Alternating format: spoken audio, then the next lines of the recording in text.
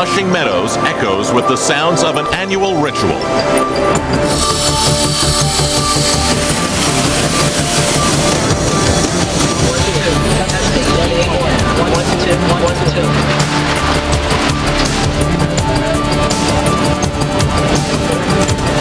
And finally, the stage is set for America's premier tennis competition.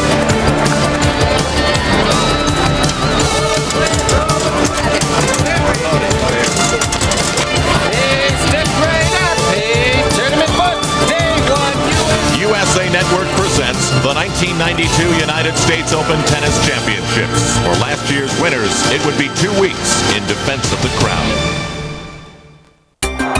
The 112th U.S. Open arrived with the usual array of subplots. Among them, could the 91 champions Monica Seles and Stefan Edberg display the mettle needed to ward off all challenges? Since winning the 91 Australian Open, Monica Seles had reached the finals of all 6 Grand Slam events she entered. Yet her arrival in New York was accompanied by whispers that she was slumping. Such a notion had been fueled by a trio of recent tour losses.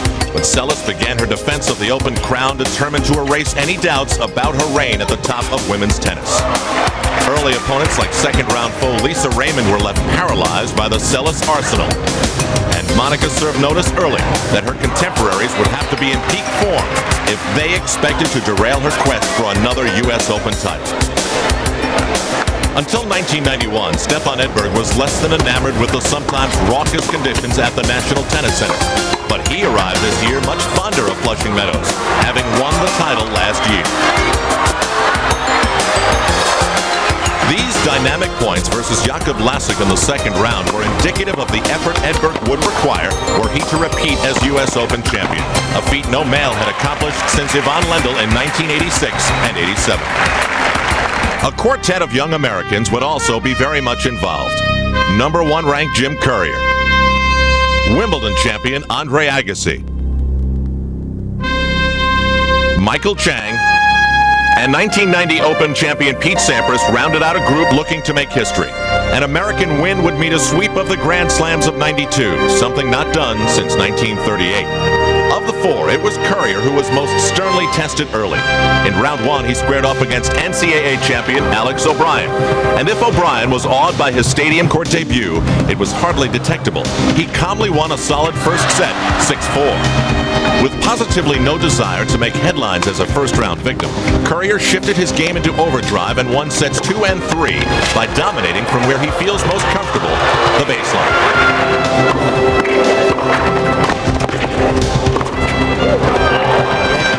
Trailing, but having already captured a set from the world's number 1 player, O'Brien might have considered the night a good showing and bowed out gracefully. But in set 4, he pushed for more.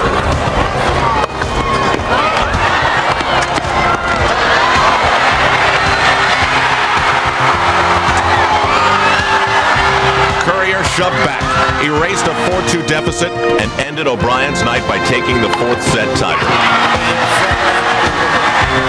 Courier was through to round 2, leaving O'Brien to ponder that elusive difference between those who struggled to reach the top and those already there. 4-time champion Martina Navratilova confidently strolled into her record 20th U.S. Open. A recent victory over Monica Seles made singles title number 5 seem within reach. Her 92 Open debut came under the lights versus former University of Florida star Sean Stafford, a qualifier ranked 160th. Stafford's play and exuberance belied her lowly rank, and she shocked Navratilova by winning the first set.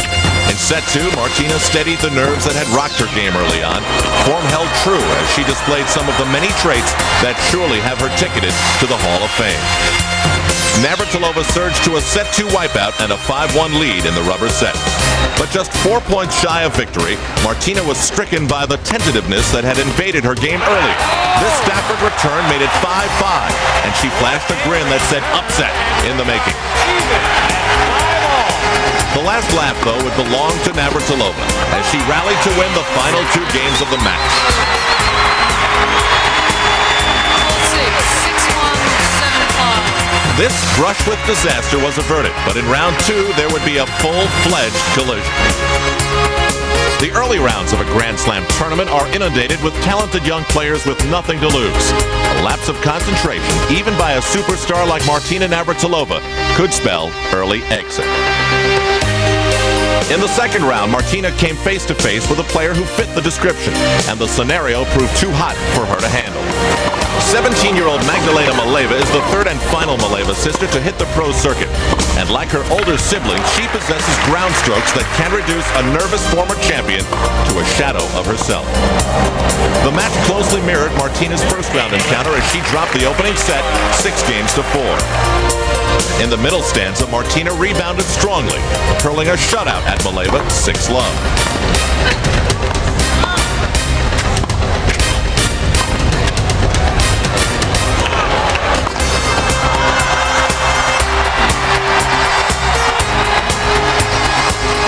With the bounce back in her step, Martina pushed the match into a third and deciding set.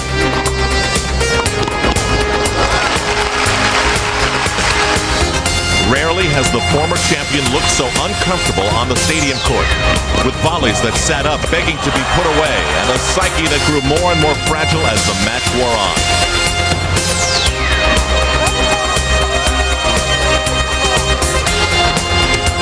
Navratilova finally arrived at a moment that hours earlier had seemed inconceivable. Match point against.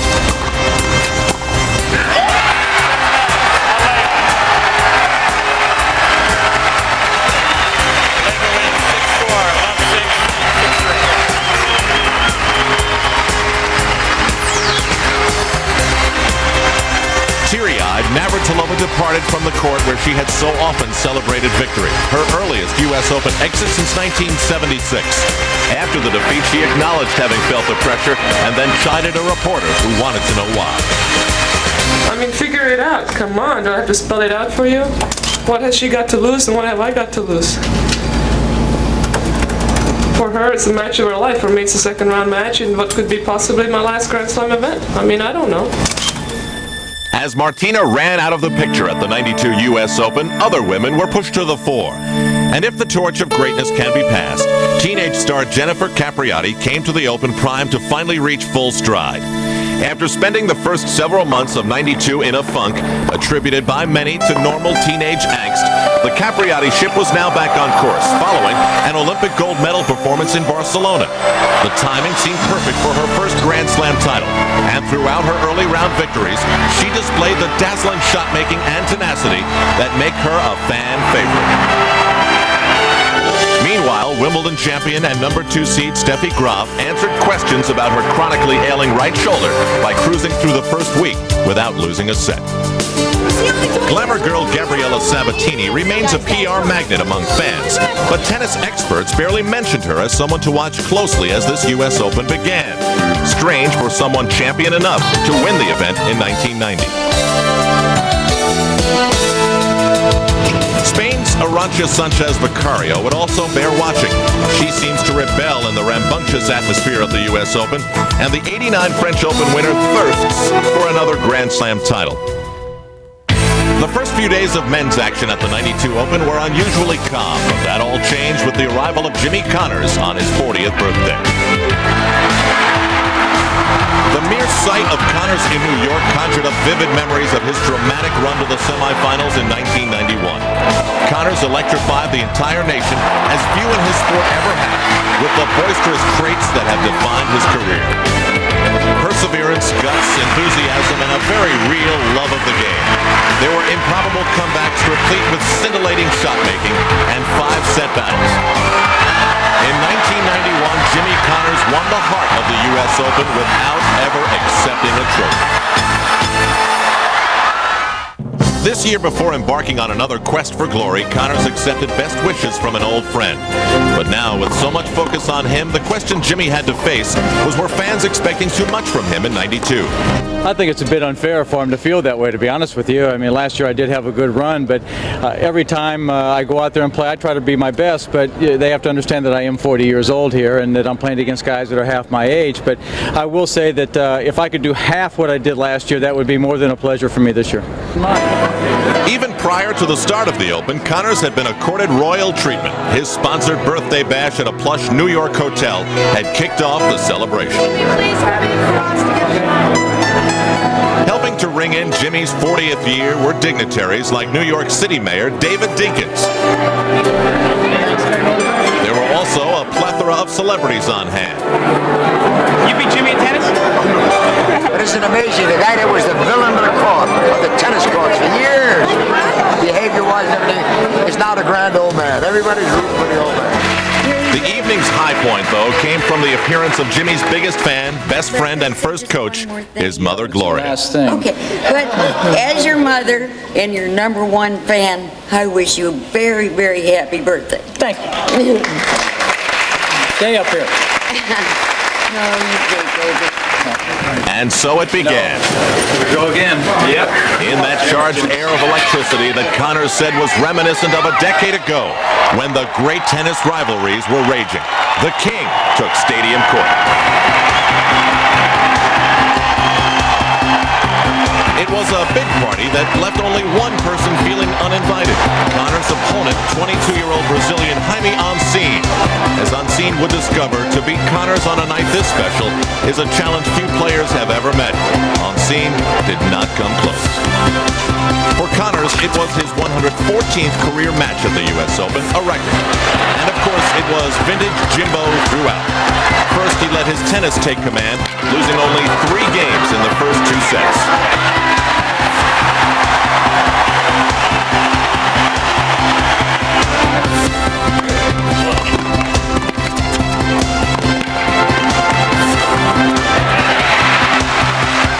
Then, with the match firmly in his control, Connors turned his attention to entertaining the masses.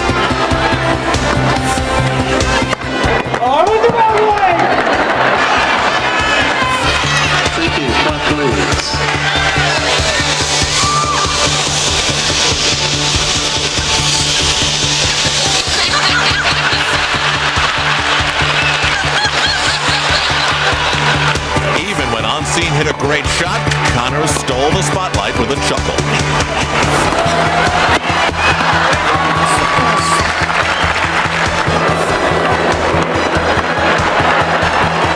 Connors won in straight sets. When it was over, the old soldier thanked his adoring troops and looked ahead to round 2. 6-1, 6-2. I never thought I'd be playing when I was 40, and it's really my pleasure to still be doing this, especially here for you people. You last year, actually every year since I played here, but more so last year and now tonight, have given me something that I cannot buy, and that's you coming day after day to watch me play, and I will never be able to repay you for that.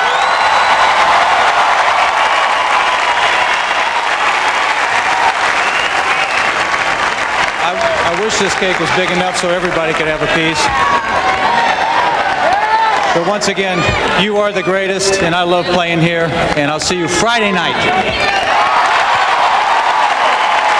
Jimmy's date in round 2 would be Yvonne Lendl, who was almost derailed prior to this marquee matchup by Peru's Jaime Izaga in a first-round match. Lendl-Izaga would prove to be an early indication of things to come. It developed into a lengthy battle of wills between a pair of players content to fire laser-like ground strokes from their respective baselines.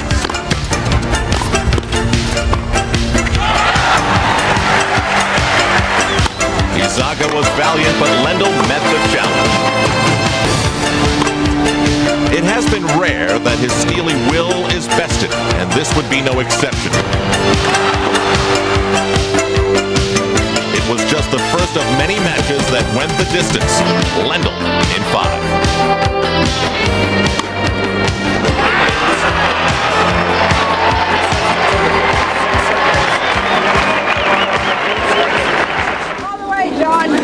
John McEnroe marched into Flushing Meadows incognito, but he had no intention of remaining unnoticed in this U.S. Open. While acknowledging that his 16th U.S. Open might be his last, Mac wanted to leave on a high note, if this indeed was to be his swan song. In the first round, the 4-time champion met Michael Chang and easily brushed the Dutchman aside. in the process flashing the piercing volleys and deft touch that many of today's power players can only dream about. McEnroe in straight sets.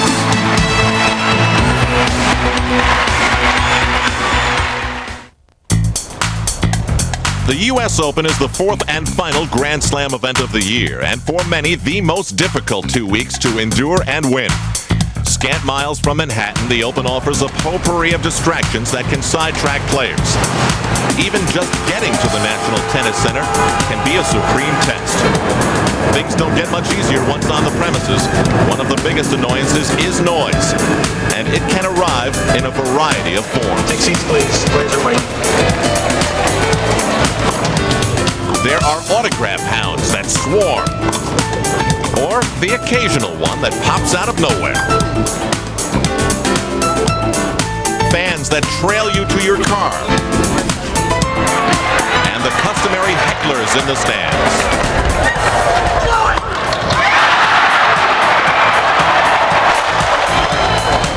There's the glut of press people, the rigors of nature, and plenty of excuses for losing your edge. Europe is much better than States.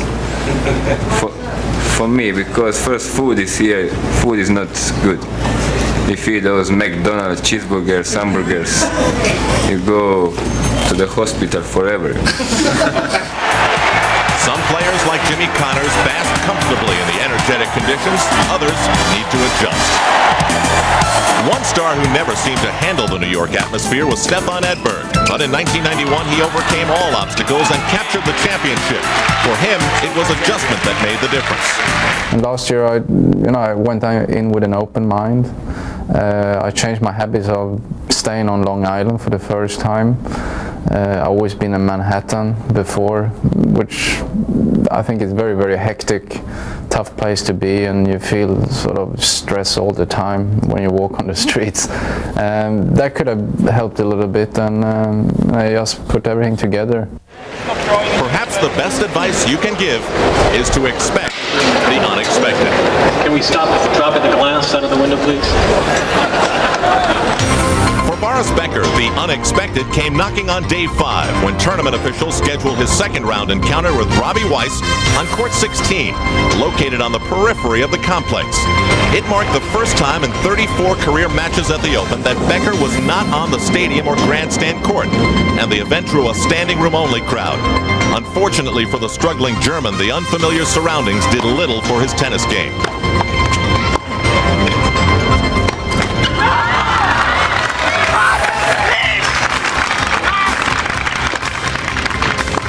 Set number 1, everything seemed to rile Becker. Even the undermanned lines crew that worked the outer courts. We need 2 calls. We need 2 men here. I mean, it's not a junior tournament. We need a couple more lines people. He cannot see that ball from there. Weiss won the first set, and Becker seemed on the verge of self-destruction.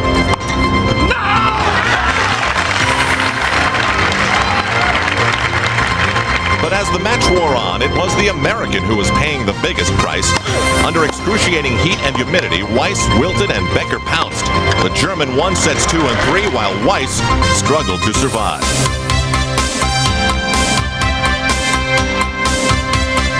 Finally, early in the fourth, Weiss's body relented. He could go no further.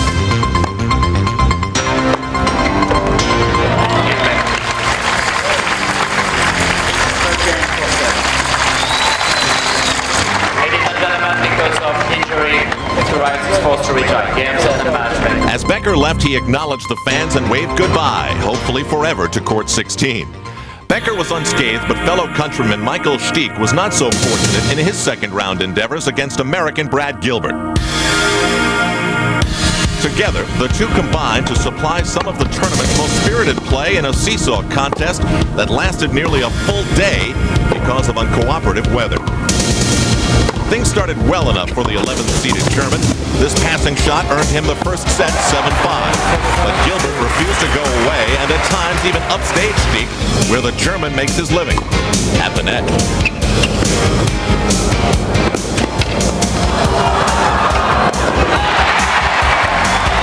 The match went to a 5th set. The much-maligned Gilbert, whose Grand Slam troubles are well documented, came through. He saved 2 match points and then in the deciding set tiebreak won all 7 points played and sent the 11th seed packing. Gilbert had supplied a major upset in week 1, but his joy was short-lived. He himself would be excused in round 4, rudely dismissed by Alexander Volkov. Michael Chang, meanwhile, was left to ponder what had gone wrong. The unexpected was not part of John McEnroe's game plan in a round 2 match with Diego Narciso, although Mac did raise some eyebrows by paying an unannounced visit to some courtside box seats. Narciso managed a set, but Mac had few problems as he high-stepped his way to a 4-set victory.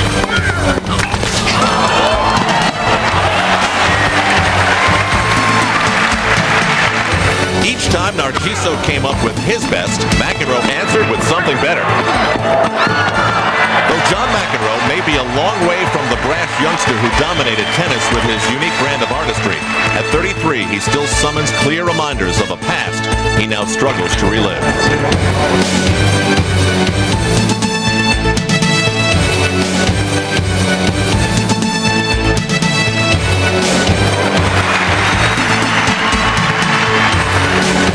By the time it was over, Narciso was left looking for a place to hide, while Mac and his fans looked towards a Labor Day showdown with Jim Courier. 4-6, 6-3, 6-love, 6-2.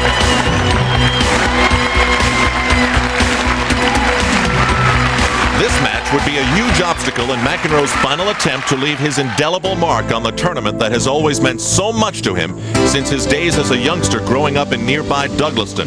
There, McEnroe measured his world from the Douglaston Club to the then site of the U.S. Open, the beautiful West Side Tennis Club.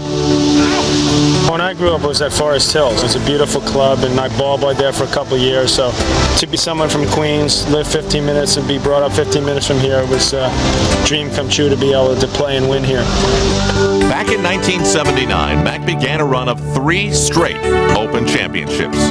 Anytime you win the first time, that's great because that was the first major title I'd ever won. But it was a bit of a downer because I played a good friend of mine, Vitas Karolaitis, in the final, and both of us were from Queens. So it was a very strange situation for us. But anytime you win the first one, that's really what starts everything off. But the following year, I was able to beat Lendl, Connors, and Borg consecutively. So that was probably, in a way, the most memorable because I beat 3 great players in real tough matches. It must have seemed like old times as fans eagerly awaited the most anticipated early round match of the 1992 U.S. Open, Connors versus Lendl. This was their 36th meeting. Polar opposites in style, each had abundant success as proof that their way worked best. Between them, 200 career singles titles and very little love lost. Myself and Mac, we had a very special thing with Borg when he was playing, and we had a triangle there where the tennis and the excitement and the attitudes kind of all clashed. Lendl, in some way, was left out of there. I don't know if he was biding his time at that point of his career or not, or waiting for me to get old and McEnroe to kind of take a sabbatical and Borg to stop or what. But if he would have entered in and played, started playing his best tennis at that time and made a square instead of a triangle, we could have really had something special. So this was prime time at the Open. A Friday night at the fights with a New York crowd ready to spur their main man on.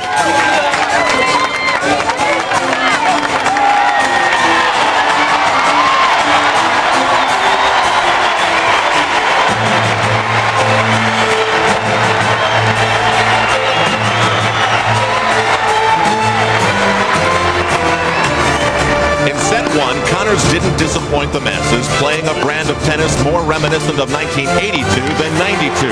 Connors was on the attack, taking aim at his first win over Lendl in 17 tries. Jimmy could do no wrong.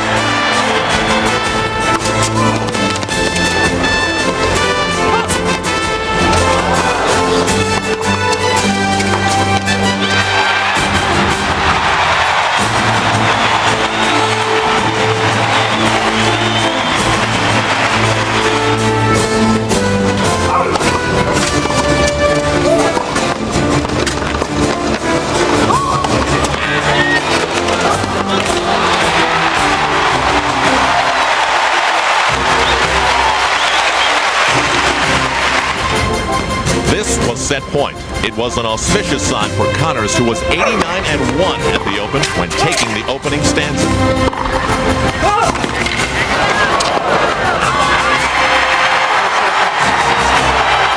One set in the bag, and with the crowd in a frenzy, Yvonne Lendl had to know the early stages of set number 2 were crucial if he hoped to stem the Connors tide.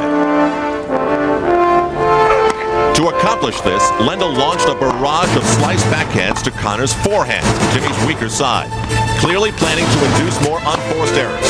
Although the strategy would be a source of Connors' ridicule later, it worked to perfection.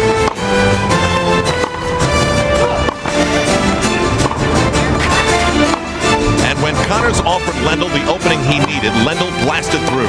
Soon the sets were even at 1-all, and the momentum pendulum had swung squarely to Lendl's side. Even when he appeared down and out of a point, Yvonne's creativity carried him through.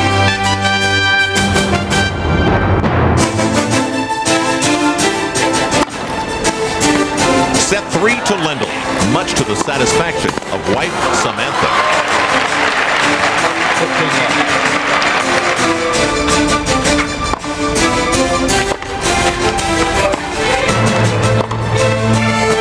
As the fourth set got underway, Connors did everything to ward off defeat, but what little he had left was sapped by points like this one.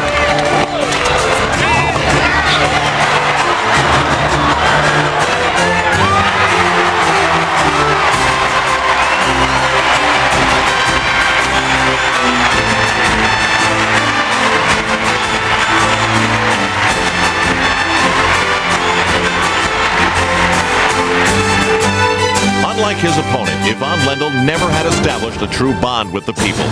The stern resolve that is his trademark has always stood as a barrier between him and the outward affection of the U.S. Open crowds. In truth, it is that stern resolve and unyielding will that made Lendl the most dominant U.S. Open force of the 1980s. On this night, he came to Stadium Court and dismantled the people's choice. This was match point.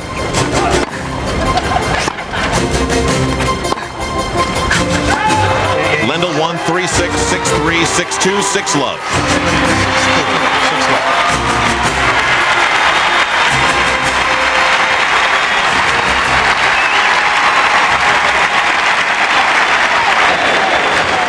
Connors departed with a quick wave and then fired a parting shot at Lendl. He doesn't play anything like he used to.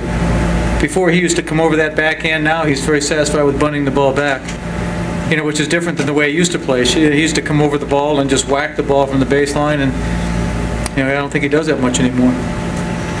That's the way I have been playing against Jimmy for a long time now, and it has been working for me very well. I don't know, last 8 years or so, and I couldn't see any reason for change. Even though it was over for 1991's hero, as Jimmy Connors disappeared into the night, it was clear that for tennis and its fans, Connors wins by just showing up. Although 2 tennis legends have now departed, fans at the '92 Open knew that the tournament was just heating up. Time to savor all the varieties of tennis life in New York. It's like no other racket in the history of the sport. The singles competition remained the focal point, but doubles was garnering its share of attention due to the exploits of the Wimbledon champions, John McEnroe and Michael Chang, who in a comeback win versus Sergio Casal and Emilio Sanchez demonstrated classic doubles style.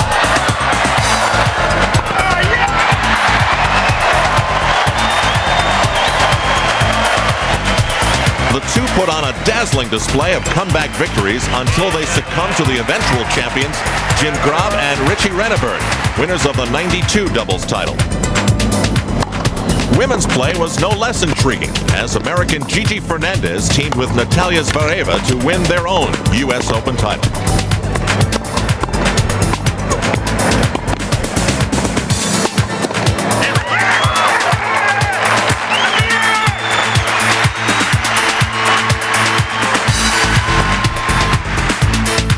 The mixed doubles crown went to a duo from Down Under, Nicole Provis and Mark Woodford.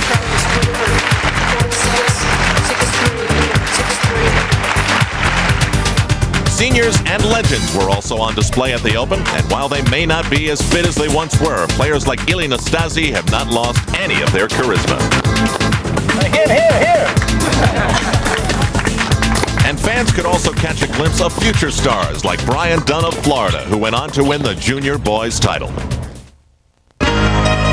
Fans can also opt for a midday siesta, but if they snoozed in the late afternoon of day 5, they missed a stunning third-round development on the grandstand. The participants, Jennifer Capriati and Canadian Patricia He. In 3 prior meetings, He had failed to win a set, but on this day, she shocked America's darling. He painted the lines and sent Capriati scurrying all over the court.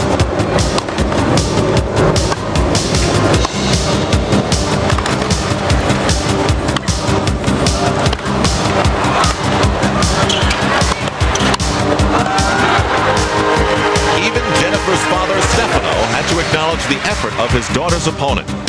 He won the first set 7-5 and set her sights on delivering the tournament's second major upset on the women's legend.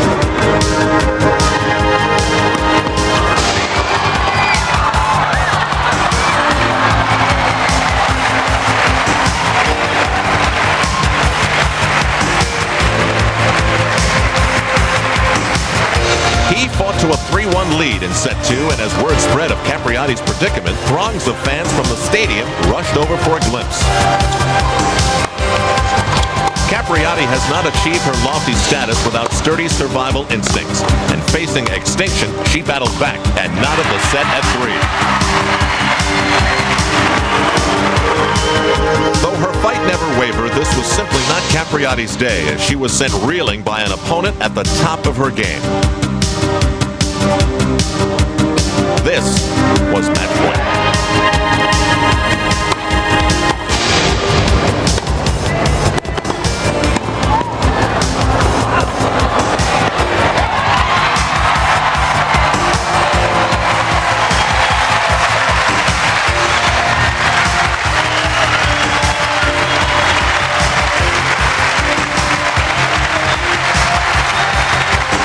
A stunned Capriati waved goodbye. Once out of fan sight, the heart-wrenching pain of a U.S. Open dream gone awry became overbearing.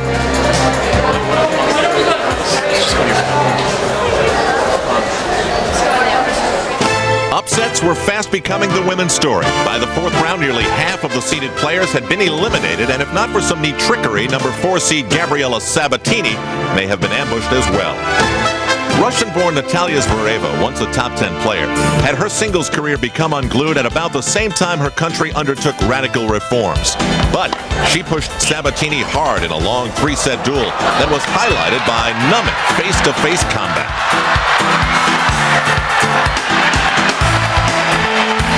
For Sabatini, the Open was only her second tournament in nearly 2 months, and she was forced to rely on emotion and perseverance to counteract match rustiness.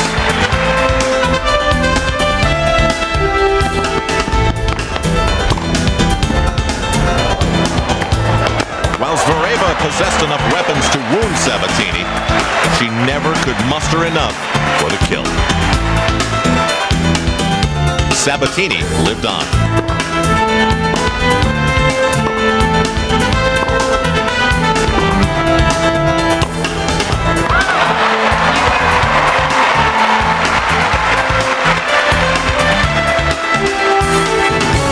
Sabatini's high wire act grew more risky in the quarterfinals, where she faced a longtime nemesis, Floridian Mary-Jo Fernandez. Sabatini had used a 1990 win over Fernandez as a stepping stone on the way to her only Grand Slam title. In '92, Fernandez was hoping to do all the stepping.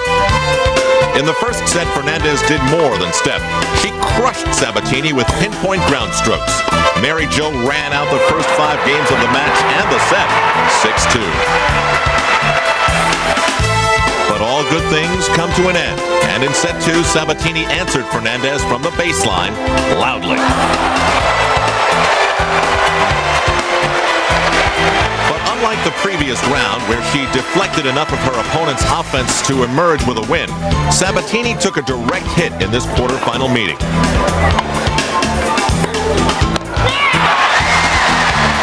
Fernandez, who in her career has had her share of success versus Gabriella, was once again the kiss of death for Sabatini as Mary Jo moved into the semifinals. Even an old reliable like Steffi Graf was left talking to herself about the topsy-turvy nature the women's draw had taken on. In her quarterfinal matchup with Arantxa Sanchez Vicario, Graf ran smack into a buzzsaw that showed no signs of shorting out.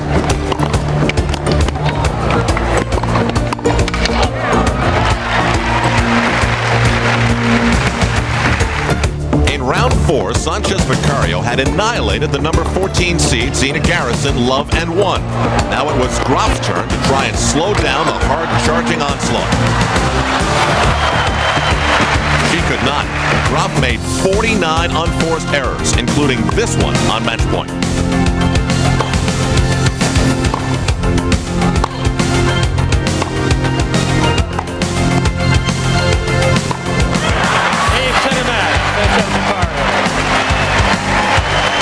For Arantxa, it was only her third career win in 20 tries against Steffi, and it was worth a semifinal slot against Manuela Maleva-Franier.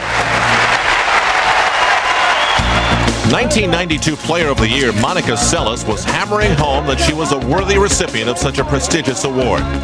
Fourth-round opponent Gigi Fernandez was barely on the court before she took a seat on the sidelines alongside Seles' prior victims. Monica wiped out the Olympic doubles champion in less than an hour and was one top woman who was steadfastly refusing to partake in the string of upsets.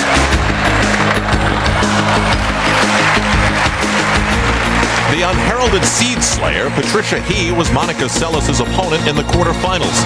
He had eliminated Jennifer Capriati and 13th-ranked Helena Sikova, but began this match with a pair of double faults.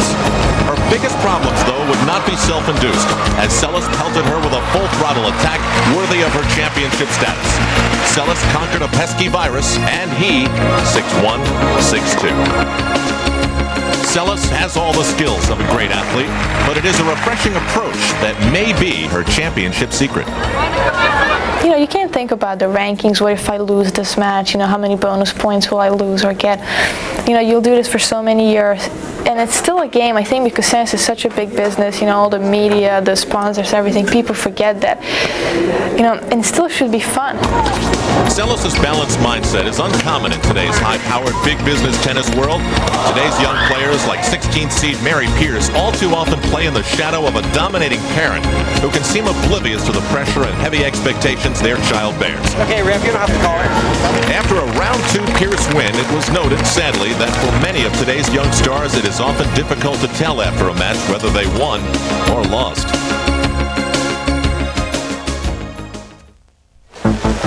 The mood of a soggy stadium was brightened with superstar Andre Agassi's second primetime appearance in round 4 that began 2 hours late.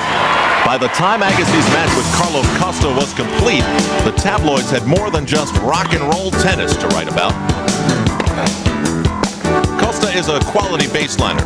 Unfortunately for the 10th seed, the surface on which he excels is clay, not DecoTurf 2.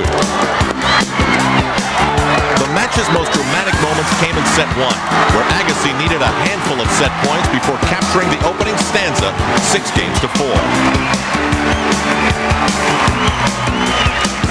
The colorful Las Vegas native cruised through the next 2 sets more easily. He dropped only 5 more games the rest of the way. The night's most compelling news was to be found among the crowd, where superstar Barbra Streisand was taking in the main event with a special eye for a new friend. He's very, very intelligent, very, very sensitive, very evolved. More than his, linear years. He's an extraordinary human being. He plays like a Zen master. Andre mastered the Spaniard and cruised to his 11th straight Grand Slam match triumph.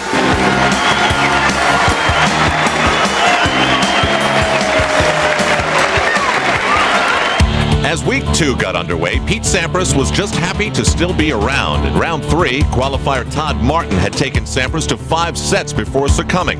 The match, though, had left the number 3 seed's body ravaged. The last thing he needed was another 5-set marathon, but that's exactly what Frenchman Guy Forget presented to his American counterpart in the 4th round. The match was typical Sampras. At times he was a world beater, like in the initial set, which he won 6-3. Then in sets 2 and 3, he won only 2 games. An alarming figure for a player with one of the tour's most dominating serves. But the beauty of a 5-set match lies in its length. And provided a player continues to fight, momentum can swing often. As Sampras said after the match, he was not going to quit. And when he needed it, his game righted itself. For Forget, the day became one to forget as Sampras survived in 5 sets. A particularly sweet victory against the man who defeated him in 1990 to clinch the Davis Cup tie for France. Game, set, match, Sampras. 6-3, 1-6, 1-6, 6-4, 6-3.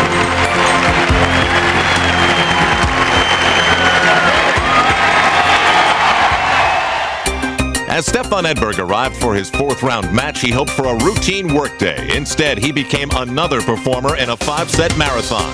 U.S. Open, overtime. Only 20 years old, Dutchman Richard Krajicek had used his big serve to become the youngest player to reach the 4th round.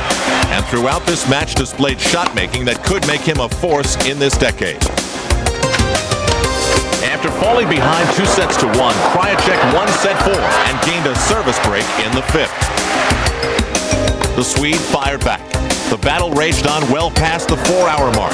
Edberg was not ready to relinquish his title just yet. He regained the break and didn't stop.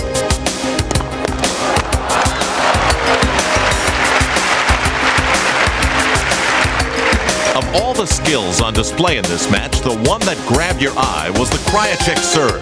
Its speed and accuracy was dazzling. But it was nothing that Stefan Edberg hadn't seen before. As this marathon played out, it became clear that there's more to tennis than a serve. And that this was a day of learning for Krajicek's future. The present, however, belonged to Edberg.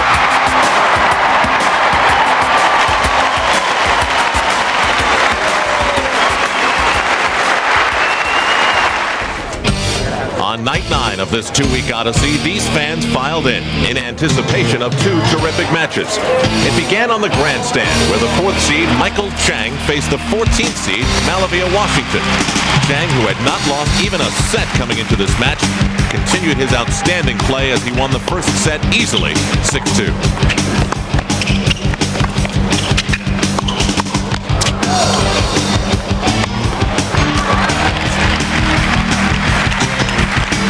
Washington was determined not to become another straight-set victim. Aided by relentless cross-court forehands that continually stymied Chang, Washington won the next 2 sets and was nearing an upset victory.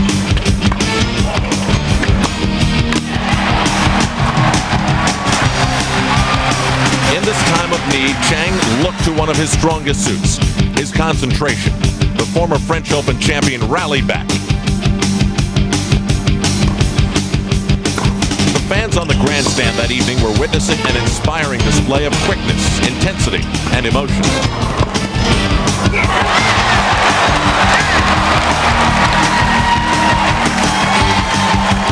After winning the 4th set, Chang raced into the 5th, where he more than once used his most enviable physical trait, speed, to send Washington reeling.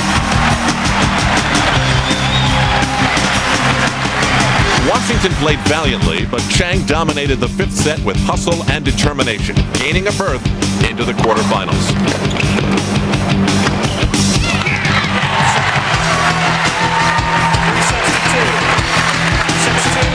As Chang held court in the grandstand, 2 formidable champions were locked up next door in the stadium, Yvonne Lendl and Boris Becker. In the 80s, Lendl had ruled Stadium Court.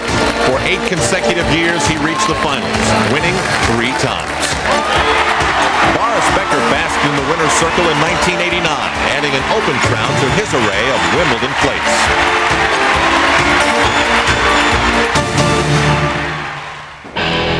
This evening clash was billed as one of '92's marquee matchups, and once play began, one thing became obvious. There would be high-quality tennis played out during what promised to be a very long evening. Becker won set 1 in a tiebreak, but Lendl's piercing passing shots became much more elusive for the German in set 2. The advantage in set 3 was held by the crowd, witnesses to some extraordinary play, even by the standards of these two great players.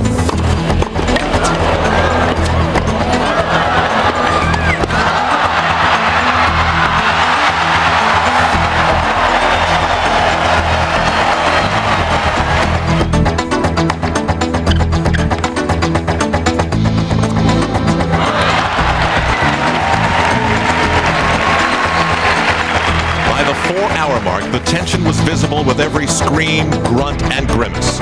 Both players searching for what they were both so good at finding, the edge to win. This one was going 5, and one former U.S. Open champion would go down. At 12:43 in the morning, the decisive piece of the puzzle fell into place. Lendel's service break had rocked the German, who was left looking for help. He received none. 5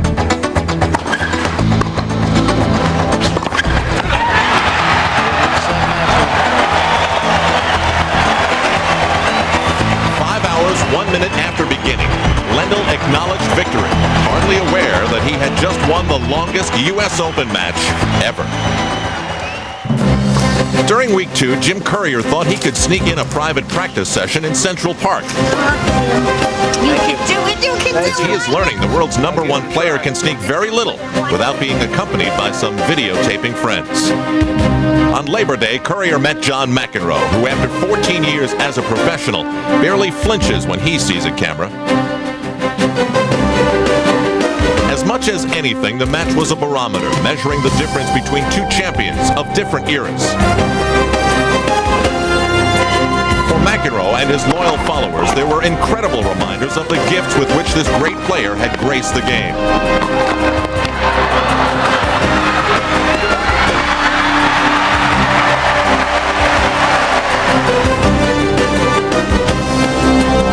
Unfortunately, points like these were few and very far between.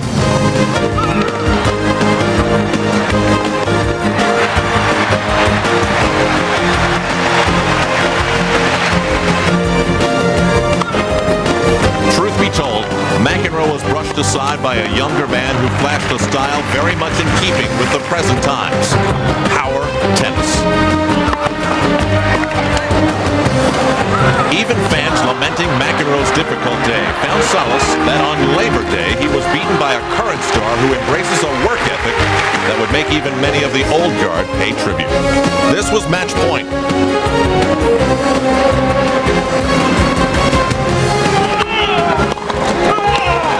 Courier 1 in 3.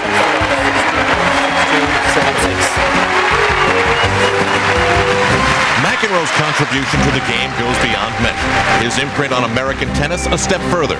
However, his departure served more as a transition which would pave the way for a new youthful movement. With the older generation gone, someone very contemporary was waiting, and the level of American tennis would rise some more. 4, 3, 2, 1, and we're hot, we're up. And go, Joe. It's a spectacular setting as we get ready for the main event of Day 10.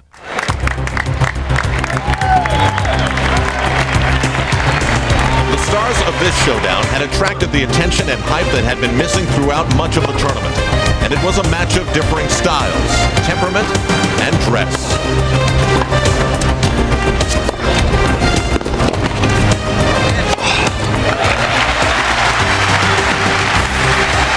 One-time roommates would embark on a 4-hour journey, a journey which would display the skills that made Courier #1, Agassi a bankable star, and both of them eager champions.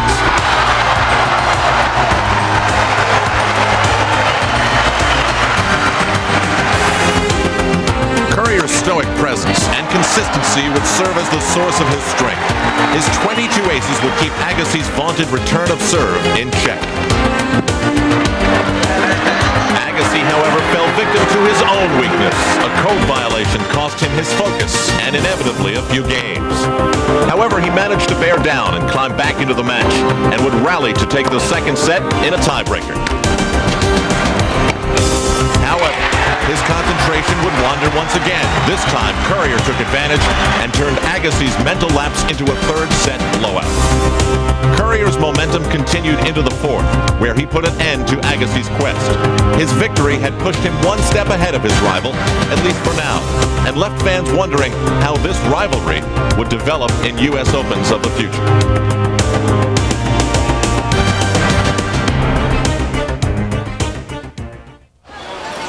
As the final weekend approached, fans were treated to a delicious plateful of tennis action. First on the Night 11 menu was a quarterfinal match pitting the 12th seed South African Wayne Ferreira against Michael Chang. With both players hungry to advance to the semis, it was Chang who took the first bite and the first set.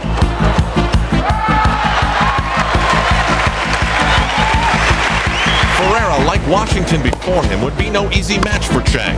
The players traded sets, with Ferreira gutting out the fourth despite his second U.S. Open injury in as many years. Last year, he couldn't play on. This year, he did, despite the pain.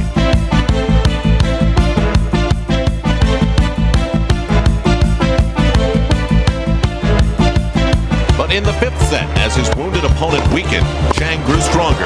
The speed and intensity which has become Chang's trademark carried him to a spot in the U.S. Open semifinals.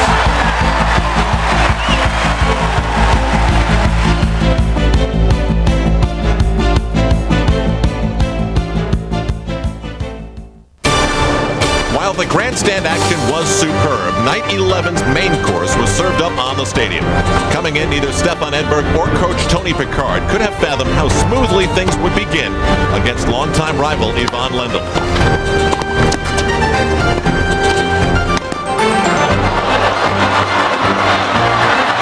For 2 sets, Edberg had things entirely his way, and he did not try to mask his exuberance.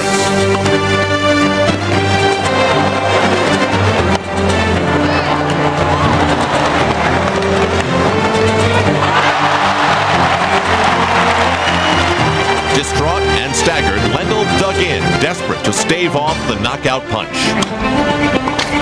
In set 3, he was successful.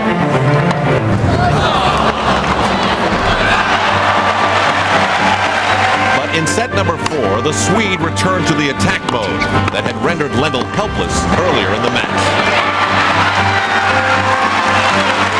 Edberg collected enough match points to signal the end and then stalled. On the very edge of elimination, Lendl saved them all. This was the fourth. And it left Stefan Edberg muttering as he headed back to the baseline to try again. Amazingly, Lendl won the set 7-5. And if Edberg was frustrated, he must have been boiling when the rain came and postponed the completion of the match until the next day. With a semifinal spot at stake, the 27th career meeting between these two stars came down to a single set. And before it was over, a single inch would distinguish the winner from the man going home.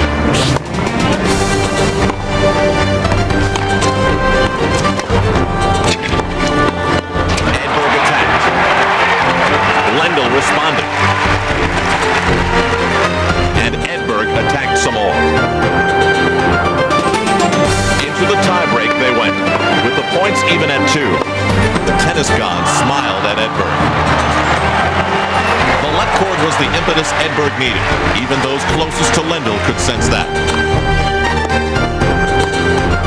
After match point, Edberg cleared the net by more than his pivotal shot and breathed a sigh of relief at finally closing out an opponent who seemed down and out more than 12 hours earlier, while Lendl offered a sarcastic overview of Edberg's future. Who's going to win this tournament? Not Edberg. He doesn't play the way he used to. He just punts the ball.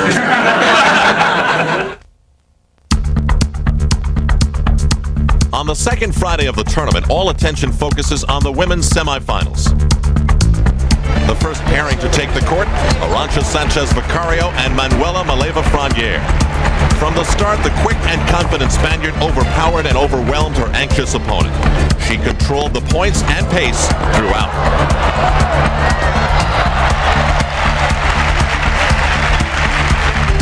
Playing in her first semifinal at the U.S. Open, the 9th-seeded Maleva-Franier battled nerves as well as her rival's skillful tactics. Sanchez-Vicario's variety of weapons allowed Maleva-Frenier little chance at establishing any rhythm. The mixture of shots sailing over the net kept a troubled Maleva off balance. Sanchez-Vicario's aggressive all-out hitting was just too much for Maleva-Frenier as the fifth seed rolled over her enemy in straight sets. Maleva packed her bags while the 1989 French Open champion moved on to her third Grand Slam final. For Monica Seles, it has become routine to wreak utter destruction on her U.S. Open opponents. On this semifinal day, Mary Jo Fernandez experienced the brunt of the Seles whirlwind. Fernandez had played good, consistent tennis throughout the championship, but her efforts paled in comparison to Seles, who had yet to lose a set in this 92 U.S. Open.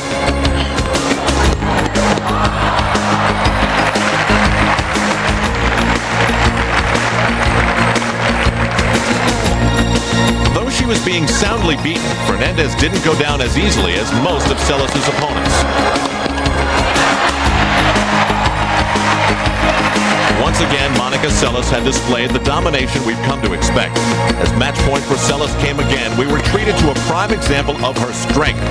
Now, after 6 opponents had fallen, only Arantxa Sanchez-Vicario stood between Monica Seles and the defense of her crown.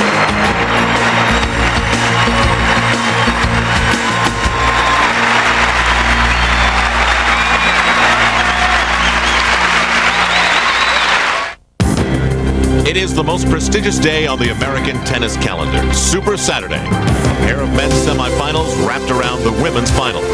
First up, Stefan Edberg versus Michael Chang. As they took the court, they had barely an inkling that they were embarking on a match that began in late morning and stretched to late afternoon and would become the match of the 1992 U.S. Open. The obligatory early feeling out process soon gave way to the seesaw battle that would dominate the match. Late in set 1, Edberg recorded the day's first knockdown, but the American was hardly down and out. Chang dusted himself off, won set 1, and took the early advantage.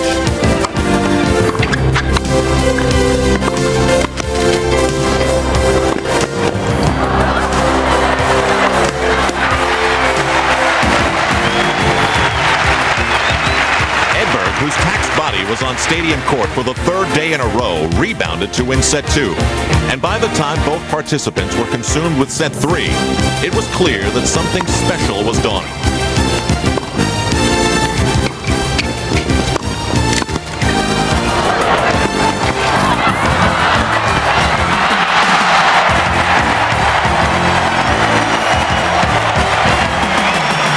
So special that the respective families became caught up in the tension, though they showed it in different ways.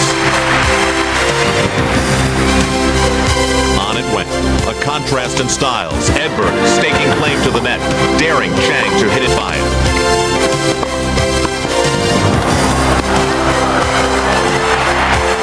2 sets to 1, Edberg.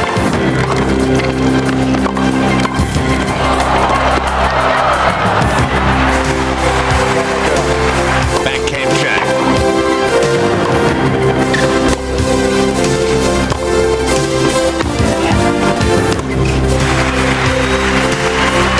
The drama escalated.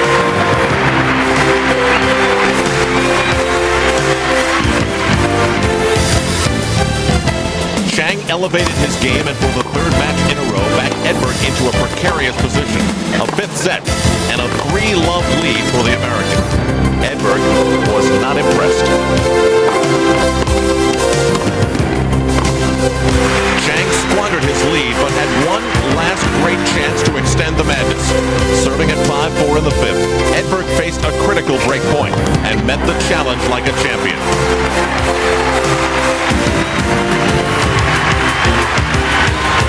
The crisis passed, and 2 points later, Edberg served at match point. After 5 hours, 26 minutes, he had won the U.S. Open's longest match ever and was 1 step away from defending his crown. He achieved something almost unthinkable. 3 consecutive wins after being down a break in the 5th and deciding set. All feats worth celebrating with Coach Tony Picard. anytime when you can come back from a break in the 5th set, it's a good effort, I think. But to do it 3 matches in a row, it's extremely good. I don't think many players can do that, and I think that proves a lot that I at least got good character, and I'm fighting out there. Monica Seles and Arantxa Sanchez-Vicario must have felt like caged animals unleashed after the 5+ hours of captivity they had spent waiting to take the center stage for their championship match. Once in the stadium, however, only one of the women finalists showed much roar. Not surprisingly, it was Monica Seles.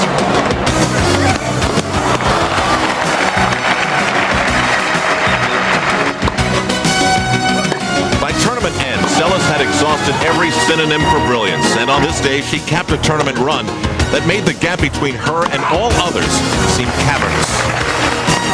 In 7 victories, the world's #1 spent a grand total of 7 hours, 11 minutes taking care of business. She won 14 straight sets. As the afternoon wore on, the sun shone brightly on women's best.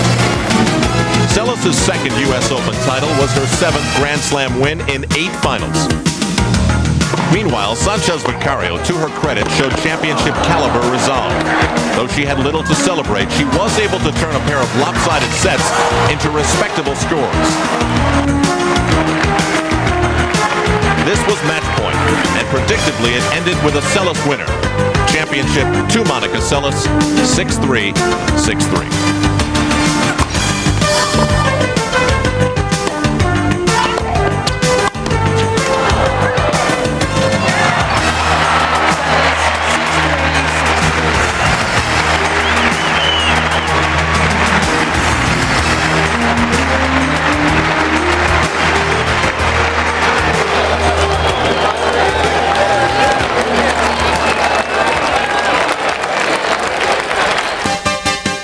Sampras and Jim Courier.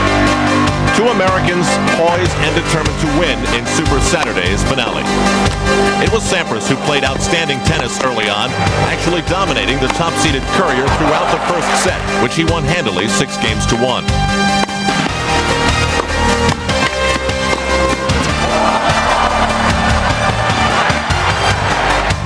Courier, playing as he had throughout this U.S. Open, battled back to win the second set. But from that point forward, not even the cool of the evening could help Jim Courier find relief from the high degree of success from this former U.S. Open champion.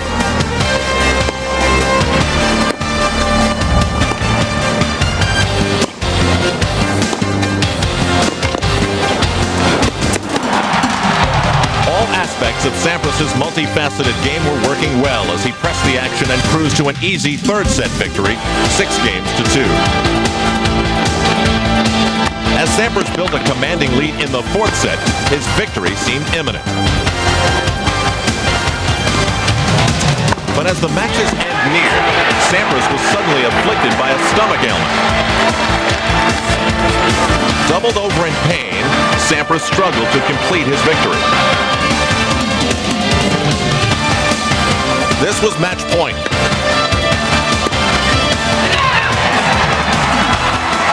As he struggled to reach the net for the customary handshake, Sampras' status for the next day's final was left very much in doubt.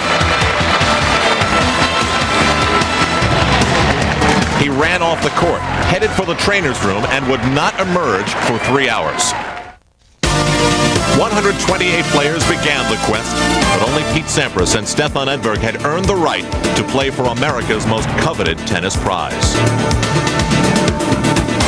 Pre-match talk focused on the physical condition of Sampras, who continued to battle a virus that struck during the later stages of his semifinal win. It was a duel of the last 2 U.S. Open champions, and if both were on their games, it would be a battle between a pair of hard-charging players who would race to control the net. A packed stadium crowd watched intently, looking for early signs that Sampras was still ailing, but he showed no ill effects in set 1, which he won.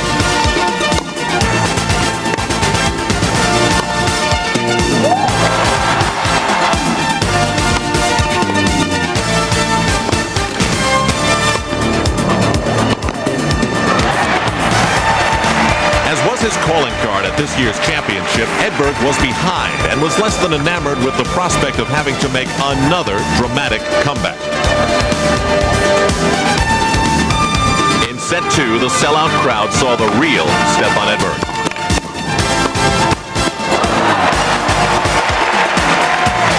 Unquestionably the game's best volleyer, Edberg put on a clinic in net play. He stabbed at balls, cut off the angles, and evened the sets at 1 apiece. Set 3 was pivotal, especially for Sampras, who, as he later admitted, was feeling less than his best. He wanted a quick match with short points and pushed to ensure that.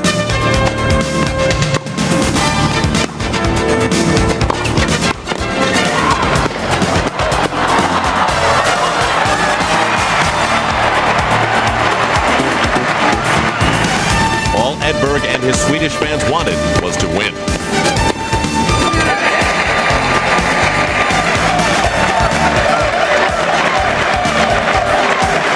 The third set went to a tiebreak, where Edberg left a disconsolate Sampras shaking his head.